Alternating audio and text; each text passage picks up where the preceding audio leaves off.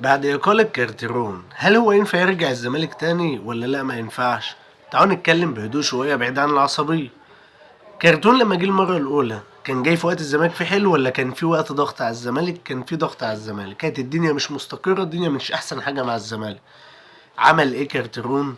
صعد لعيبة صغيرة عمل قوام اساسي للفرقه كويس، عرف ان الزمالك مش فريق استحواذ وان هو يضغط على الفرق المنافسه وبتاع، لا عرف ان هو فريق سرعات وهجمات مرتده وبتاع.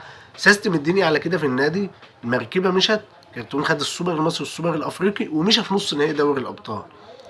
طب مشى ليه كارتيرون؟ مش عشان مشاكل اداريه، مشاكل استقرار، تدخلات فنيه، تدخلات من الاداره في شغله الفني، مش عشان مستحقات لاعيبه ما بتجيش ولا مستحقاته شخصيه. مشى ورجع تاني في فترة أوسخ من الفترة الأولى. عمل إيه؟ طلع اللاعيبة الصغيرة تاني، عمل فريق أحسن من الأولاني، خد بيه الدوري. فكارتيرون كمدرب مدرب كبير قوي، مدرب كويس جدا، مدرب أنا محتاجه في وقت زي ده. هو ذات نفسه محتاجك في وقت زي ده بعد لما تمت إقالته. أنا ما عنديش مانع إن كارتيرون يرجع، فيها إيه لما مدرب مشى وسابني وساب أخطاء إدارية؟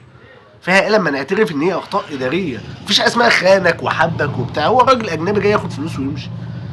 فانا من دلوقتي انا نفسي كرتون يمسك الزمالك، مش شايف فيها اي حاجه غلط يعني.